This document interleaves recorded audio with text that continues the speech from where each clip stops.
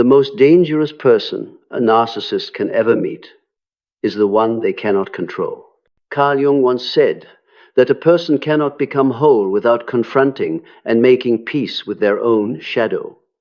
But for the narcissist, that shadow is far too terrifying to face, because beneath the flawless mask lies an empty world filled with wounds and a deep fear of being exposed. They survive by controlling the emotions of others, manipulating perception, and defining themselves through the reactions of those around them. And then one day they encounter the Super Empath, a person who not only feels deeply but can also see straight through that mask. In that moment, the power game the narcissist has mastered for so long begins to crack. Through the lens of Jungian psychology, this is not merely a clash between two personality types. It is a collision between illusion and truth, between the false self and grounded self-awareness. In today's video, we will go through 8 brutal truths that explain why a narcissist always regrets going up against a super empath and why this battle causes them to collapse from within. Stay until the end, because I believe what you're about to hear will not only help you understand the narcissist, but also help you recognize the strength you already possess. 1. The collapse of control. A narcissist survives on control. It's not merely a choice, it's the foundation of the false self they've constructed. In their mind, if they cannot dictate the emotions and reactions of others, they will be forced to face themselves, and in Carl Jung's view, that means being confronted with the shadow they've buried deep. When they meet a super empath, all of the narcissist's familiar strategies start to falter. They're used to scripting scenarios, setting the stage, and adjusting the volume of other people's emotions to their liking. But the super empath doesn't move to that rhythm. Instead of reacting as expected, they observe. They notice the patterns, they see the repetition, they recognize the manipulation, and they don't engage. It's like a chess game where one player keeps moving pieces while the other refuses to enter the match. Without emotional fuel, the narcissist's power engine starts to derail. According to Jung, this moment marks the beginning of ego deconstruction, a painful collision between illusion and reality. What confuses the narcissist most is the heavy, deliberate silence of the super empath. Not passive or submissive silence, but the silence of someone who understands. Every tactic, from initial charm to cold indifference to provocative rage, loses its effect. They don't just lose control of the situation, they lose the ability to uphold the narrative they tell about themselves. That they always win, always hold the upper hand, always control everyone. This collapse isn't loud. It happens quietly inside, but bit by bit it erodes the false confidence the narcissist clings to. To outsiders, they may still appear calm, even victorious. But within, that loss of power is like a crack spreading through the very structure of their psyche, and once it appears, it never goes away. 2. The mirror of truth. Carl Jung once said, "Others are mirrors of the parts of ourselves we have not yet recognized." For the narcissist, this is especially dangerous, because if the mirror is too clear, they will see everything they've worked so hard to hide. The super empath is that mirror. Not the flattering, distorted kind, but a truthful reflection that doesn't warp the image. Narcissists are used to projecting their own negative emotions, anger, shame, insecurity, onto others, then watching those people spiral into self-doubt. But when faced with a super empath, all those emotions are reflected back exactly as they are.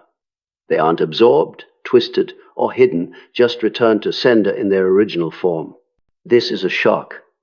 For the narcissist, it's not just about being seen, it's about being unmasked. They've spent their whole life building an image of perfection, strength, and superiority.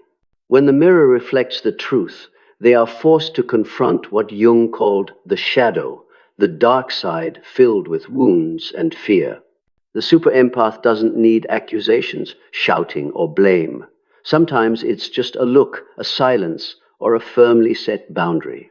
And that lack of reaction becomes the most powerful reaction of all, forcing the narcissist to look inward. This is an experience they cannot endure for long, because it not only wounds their ego, It threatens the entire psychological structure they depend on to exist. 3. Refusing to play the emotional game. A narcissist lives as the director of psychological dramas. They write the script, assign the roles, build the climax, and then pull you in as the lead character to serve the story they want to tell. In every relationship, they plant emotional seeds, from the initial charm and sweet words to cold indifference and subtle accusations. The goal is not connection, it's reaction. To them, your emotions are the raw material that fuels their sense of power. But when facing a super empath, this game doesn't go as planned. The super empath doesn't rush onto the stage or step into a role someone else has written. Instead, they remain on the sidelines, observing, quietly reading every detail. They see each move of the emotional puppet the narcissist is trying to pull, and most importantly, they don't step forward when the strings are tugged. Carl Jung once said, "Until you make the unconscious conscious, it will direct your life and you will call it fate." The super empath has done exactly that. They recognize that provocations and emotional traps are not reality, but simply tools of control. Once they are aware of this, there is no reason to react in the way the narcissist expects. When a message laced with provocation arrives, the super empath can let it pass. When an accusation is thrown to spark an argument, they respond with calm or a brief reply that offers no extra energy. And when chaos is staged, they choose to walk out of the room rather than stay and perform. This refusal to participate strikes at the core of the narcissist's power. Their control only exists with cooperation, whether as a victim, a combatant, or someone seeking approval. When the super empath refuses to cooperate, the emotional chessboard collapses. What stings the narcissist most is that this refusal isn't fueled by hatred. It's not a noisy rebellion, but a quiet, absolute decision. I'm not playing. And precisely because there is no noise, they feel even more powerless. With no climax to exploit and no chaos to manipulate, they are left alone with the emptiness inside they've tried to fill with other people's emotions. For the super empath, this is not just a defensive tactic, it's an expression of inner freedom. They don't need to prove, argue, or win. Their calm presence is its own statement. I control myself, and that is enough. But powerless against firm boundaries. To a narcissist, the concept of boundaries is like a foreign language they have no interest in learning. In their world, others exist to serve, react, and adjust to their needs. They expect you to open the door, lower the fence, and let them in whenever they want. But when they meet a super empath, someone who understands their own worth and lives by principle, it's like crashing into an invisible but unbreakable wall. The super empath's boundaries are not hastily built walls born of fear. They are the product of a deep journey of self-awareness, what Carl Jung called individuation, the process of becoming whole by confronting and integrating both the light and the shadow within oneself. These boundaries do not waver under pressure because they are grounded in self-respect and lived experience. When the narcissist tries to cross the line through flattery, fake concern, or emotional jabs disguised as jokes, they are met with calm but unwavering responses. Sometimes it's silence when they expect a reaction. Sometimes it's a short reply without explanation. And this infuriates them not because they were refused, but because they were denied access to the emotional supply they once took for granted. In the narcissist's eyes, boundaries are an irritating reminder that you have an independent inner life, a territory they cannot enter without permission. It shatters the illusion that they are the center of your universe. They may react in many ways, acting confused, switching to charm, pretending to be weak to get you to lower the barrier, or attacking with words to make you feel guilty. But with the super empath, every attempt falls into the void. Jung once emphasized, to live authentically, you must be willing to disappoint others. The super empath knows this well. They understand that holding boundaries is not selfish, it's protecting the integrity of who they are. When they stand firm, the narcissist realizes their power is not limitless. In that moment, a crack forms in the false self because they are facing someone who is not only unbreakable, but who also doesn't need them to exist. This powerlessness in the face of firm boundaries doesn't just make the narcissist angry, it unsettles their very sense of worth. They are no longer the one shaping the other person's emotions. And when that power dissolves, so does a piece of the untouchable image they've clung to for so long. 5. Losing control of the narrative.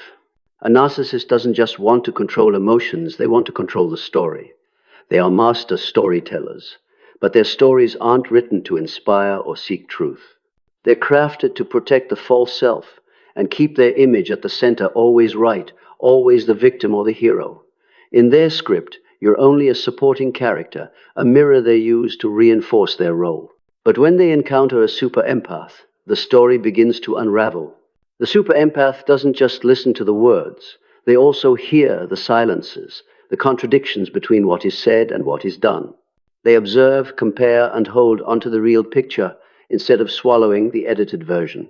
This robs the narcissist of their most important tool, your agreement with their story. Carl Jung once said, "There is no consciousness without truth." When the super empath stands firmly in the truth they see, they refuse to play a role in the pre-written script.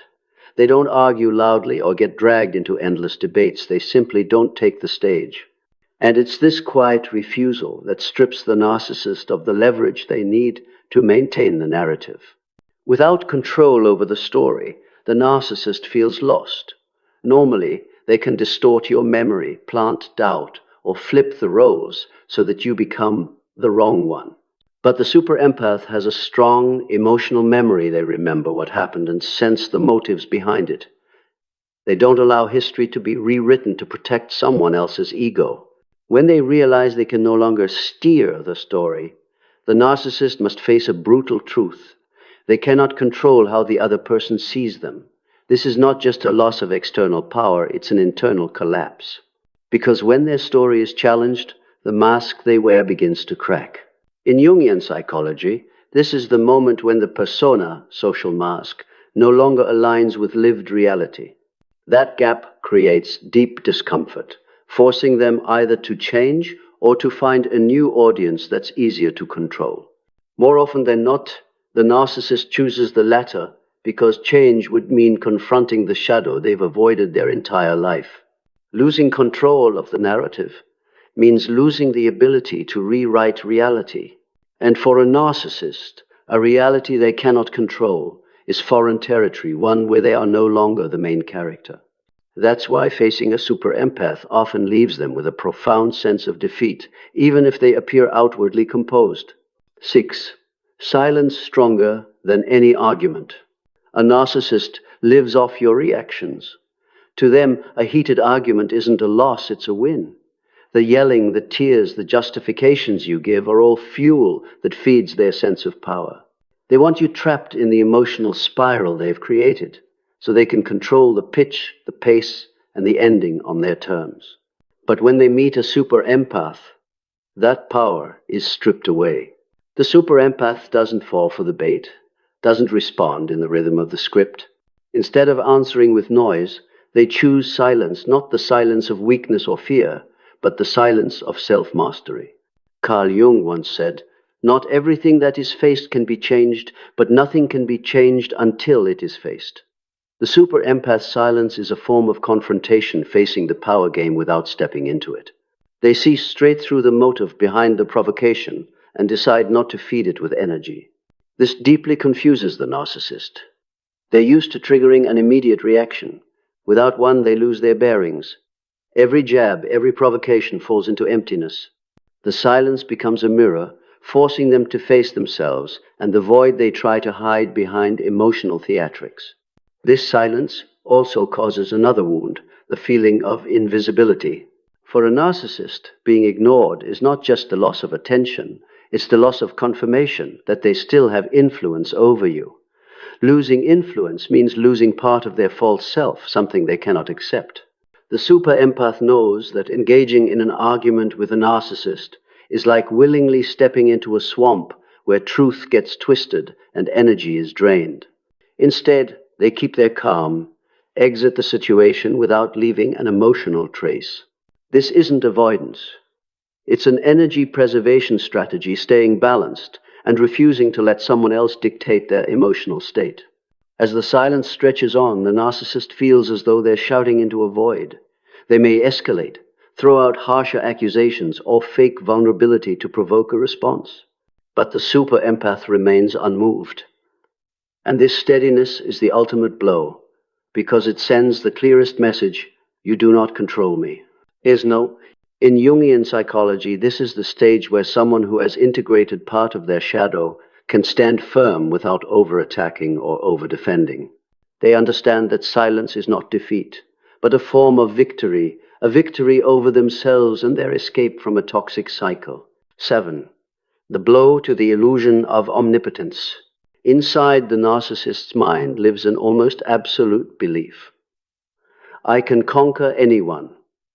This belief isn't innate. It's been fed over years of victories in power games, breaking people's boundaries, and watching those who resisted eventually collapse. It's the core of their omnipotence illusion, a psychological mirage, convincing them they are unbeatable.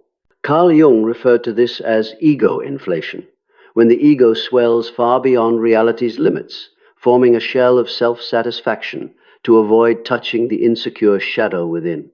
The narcissist clings to this shell like a survival shield, believing that if they are clever enough, charming enough, or ruthless enough, no one can escape their control.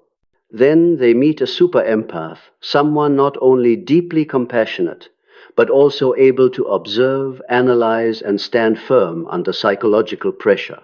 Every familiar tactic, from love bombing to lure them in, to gaslighting to make them doubt themselves, to guilt manipulation, fails to penetrate the super empath's solid self-awareness. At first, the narcissist might think, it's only a matter of time, eventually they'll break. But as time passes, the super empath's wall remains unmoved.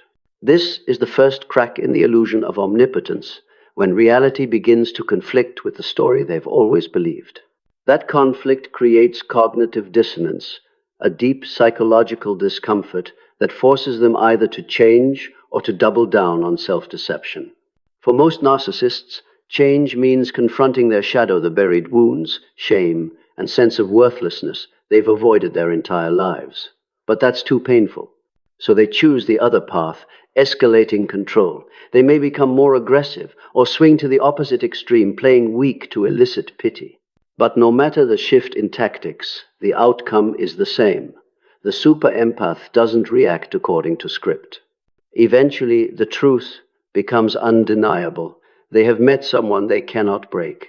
This blow robs them not only of a personal win, but also forces them to glimpse their own limits, something utterly at odds with the omnipotence illusion that props up their ego. According to Jung, when an illusion collapses, there are two paths: enter the process of self-awareness, or attempt to recreate the illusion elsewhere. Narcissists almost always choose the latter, seeking new, more pliable prey to erase the memory of failure. Yet, wherever they go, the memory of having been challenged and defeated remains, a faint but unhealing crack in the mirror they use to see themselves. 8. The fear of being forgotten.